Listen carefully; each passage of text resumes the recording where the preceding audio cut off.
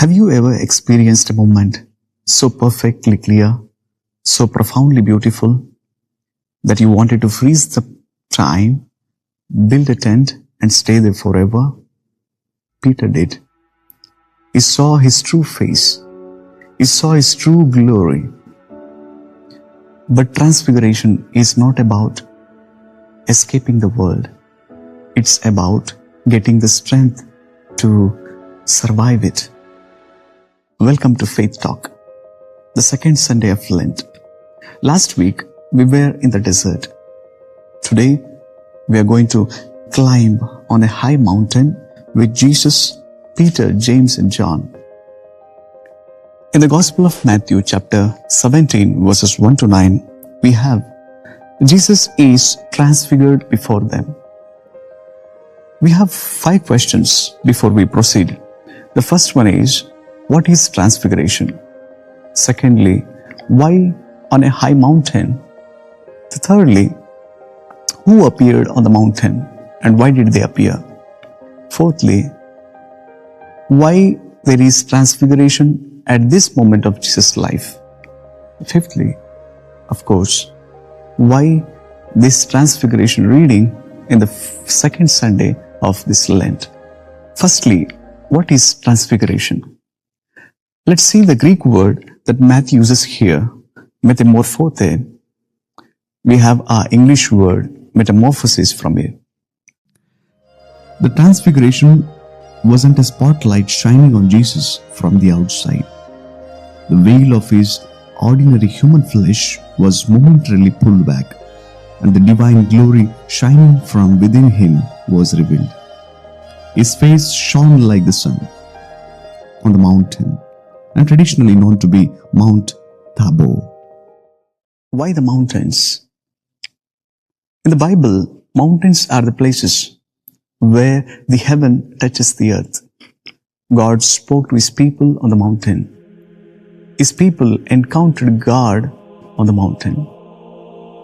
Matthew is deliberately pointing our minds back to the Old Testament, to Mount Sinai, where God's glory descended in a cloud. And who appear? Suddenly, Moses and Elijah appear talking with Jesus. This is a rare, breathtaking scriptural insight. Why these two? Moses represents Torah, the law.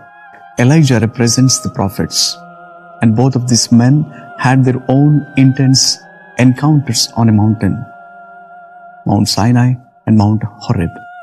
Both men suffered deep rejection and frustration from their own people. And interestingly, both had mysteries surrounding their departures from this earth.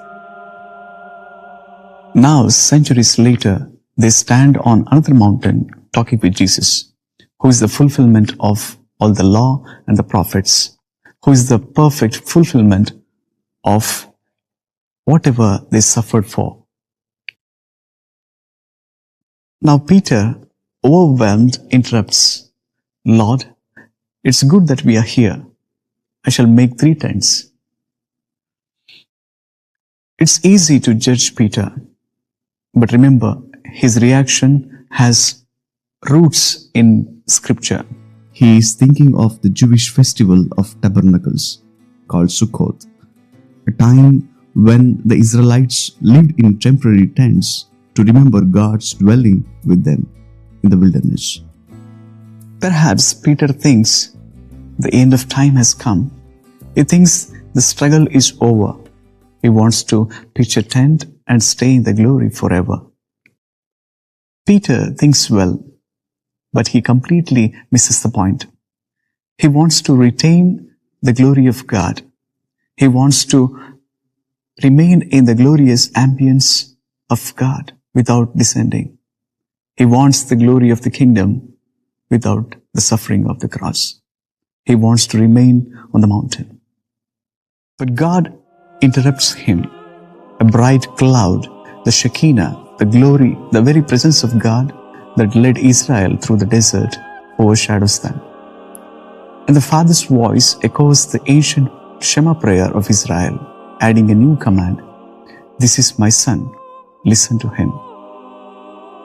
The Greek word used for listen, akuete, implies an active, obedient listening, not just hearing a voice, hearing a sound.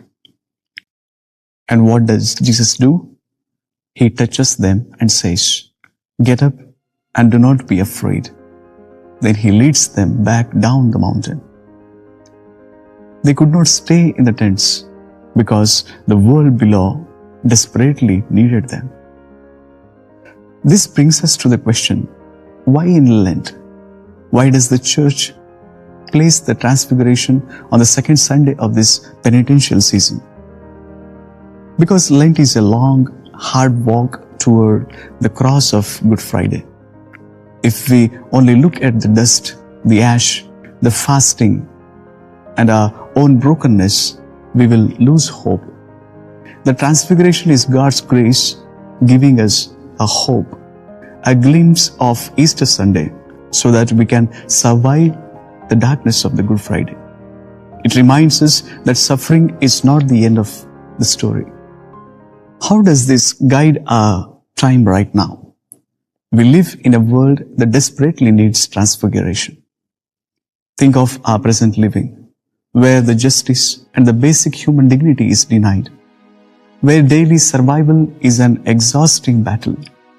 Think of the war-torn concerns of our globe, or the quiet, hidden suffering of our own homes and families. Our world is full of Good Friday realities. But God gives us Tabor moments, the moments of profound grace, a beautiful liturgy, a deep connection with the Lord, a sudden clarity in prayer, not so that we can escape the reality, but to give us the fuel to face it. The light of the mountain is meant to sustain us in the dark valleys. But a metamorphosis moment does not require a literal mountain. When a common man stands against the unjust violence happening to his neighbor, when one dares to speak the truth when others are afraid, when one becomes the voice of the voiceless, that is the transfiguration happening today. It is the divine shining through the fragile, ordinary human vessels. The glory of God is a human being fully alive, even in the trenches. But notice how the gospel ends. The disciples fall face down to the ground in terror. But Jesus comes, touches them, and says, "Rise and do not be afraid." And when they look up, they see no one but Jesus alone. This is the heart of our Lenten journey. Lent is our climb up the mountain to see who Jesus truly is. But we cannot stay in the tents of our own spiritual comfort. Jesus leads them back down the mountain, straight toward Jerusalem, straight towards the cross. Dear friends, Jesus knows our valleys. Jesus knows the crosses that we carry. But today, He invites us up the mountain to see the truth. The light is real. Let it fill you. And then get up. Do not be afraid and walk back down. Because the world needs your light. The world needs the light of Jesus. So this week, do not be afraid of the descent. Look for the light of Christ shining from within the ordinary, and carry that light of Christ, to the one who is in valley. Have a blessed and transformative week of Lent. God bless you.